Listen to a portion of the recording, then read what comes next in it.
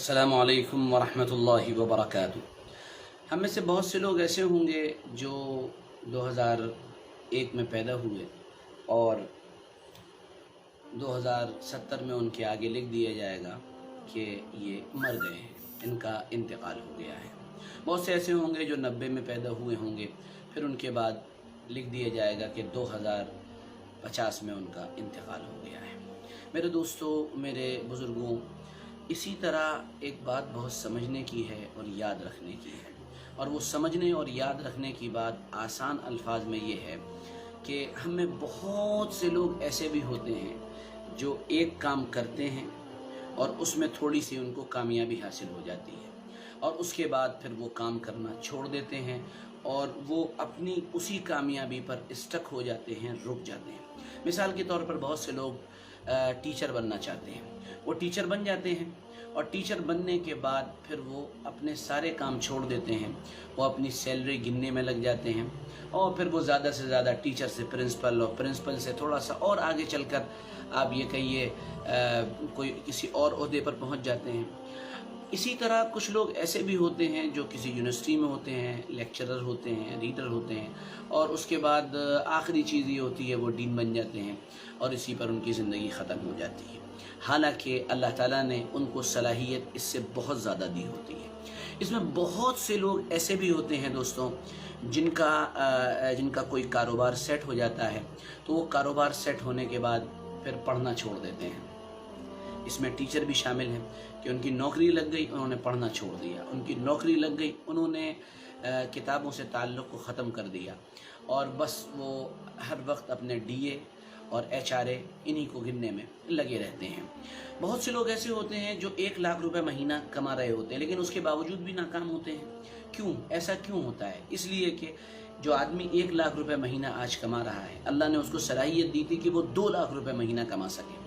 अब वो सिर्फ 1 लाख रुपए महीना कमा कर ये बता रहा होता है कि वो अपनी सलाहियतों के साथ इंसाफ नहीं कर रहा है।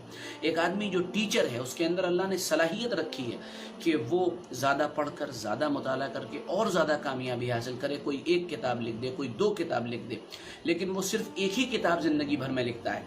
तो ये बात वो ख़ुद कह रहा होता है कि मैंने अपनी सलाहियतों के साथ इंसाफ नहीं किया है।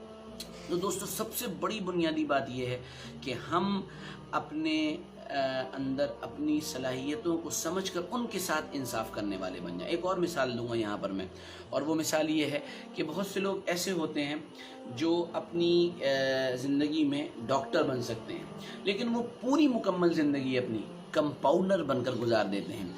तो क्या आप इसको उनकी ज़िंदगी में उनकी सलाहियतों के साथ इंसाफ कहेंगे? हरगिज़ ये उनके साथ इंसाफ नहीं है। तो बस सिर्फ समझने की बात यह है और सिर्फ अपने दिल और दिमाग में उतारने की बात ये है, और यही मेरा अपने इस छोटे से पैगाम से एक मकसद है कि मैं आपको के दिल के अंदर मोटिवेशन का एक बीज बो दूँ, और मोटिवेशन का बीज मैं इस तरह से बोना चाहता हूँ, आपके जज्बात को उभारना मैं इस तरह से चाहता हूँ कि सिर्फ आप इतना समझ लें कि आप अपनी सलाहियतों को समझें और आप जिस मैदान में काम कर रहे हैं, फिर उस मैदान में आप ये देखें कि वहाँ पर कौन ऐसा बंदा है, कौन ऐसा शख्स है जो उस मैदान का ब्रांड है, जिसको उस मैदान का इमाम कहा जाता है, जिसको उस मैदान का लीडर कहा जाता है। आप ये देखें, गौर करें कि वो उस मैदान का अगर इमाम है तो उसके अंदर क्या खूबियाँ हैं, वो उस मैदान का लीडर है तो उसके अंदर क्या क्वालिटीज़ हैं, वो उस मैदान का अगर बहुत बड़ा कोई ज़िम्मेदार है तो उसके अंदर वो कौन सी औसाफ व खुसूसियात हैं जिसकी वजह से वो यहाँ तक पहुँचा है। उन सलाहियत और उन औसाफ व खुसूसियात को अपने अंदर उतारने की कोशिश करें और कोशिश ये करें कि आप जिस भी मैदान में हैं, फिर आप उस मैदान के ब्रांड बन जाएं, आप उस मैदान के एम्बेसडर बन जाएं, आप उस मैदान के लीडर बन जाएं। आप ये देखिए कि आप ज़िंदगी में कामयाब होना शुरू हो जाएंगे। ये बात कह के मैं अपनी बात ख़त्म करता हूँ कि छोटे निशानेबाज और बड़े निशानेबाज का फ़र्क आपको मालूम क्या होता है?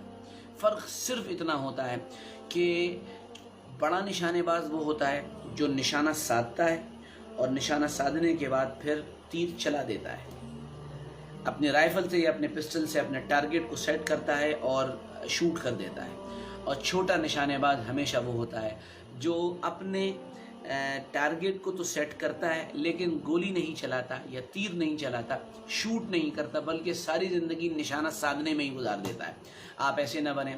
زندگی کی اس دوڑ میں اگر اللہ نے آپ کو صلاحیت دی ہے کہ آپ 20 کتابیں لکھ سکیں تو آپ 20 نہیں 22 کتابیں لکھنے کی اپنے اندر جذبہ رکھیں، تب آپ کامیاب ہوں گے۔ اگر اللہ نے آپ کے اندر صلاحیت رکھی ہے کہ آپ MBBS ڈاکٹر بن جائیں تو پھر BOMS آپ کو کرنا، یہ آپ کی صلاحیتوں کے ساتھ ناانصافی ہے۔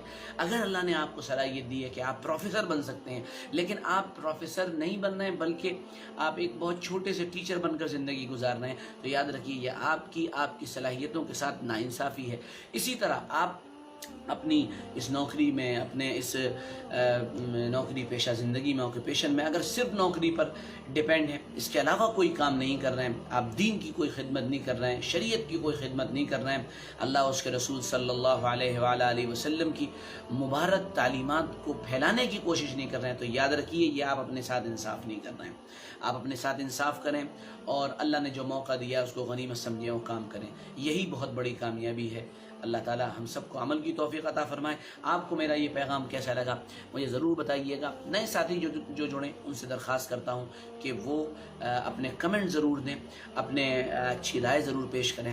ہم آپ کے کمنٹس اور آپ کے لائک ہر ایک چیز کی قدر کرتے ہیں۔ بہت بہت شکریہ، جزاک اللہ۔ کل پھر ملیں گے، اجازت دیجیے، السلام علیکم ورحمۃ اللہ وبرکاتہ۔